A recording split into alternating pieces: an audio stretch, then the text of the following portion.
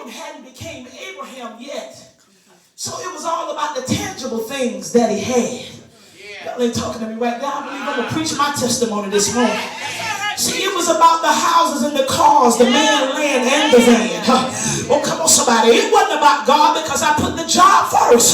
But when he says in Matthew, seek ye first the kingdom of God and all of his righteousness and all of these things, one of these things, the house, the cat, the man, the dog, the woman, y'all ain't talking to me, and she ain't going to be no gold digger.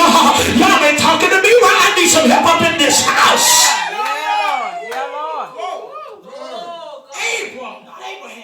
Abram moved from place to place in the southern desert. And finally, he went north and set up his tents between Bethel and Ai.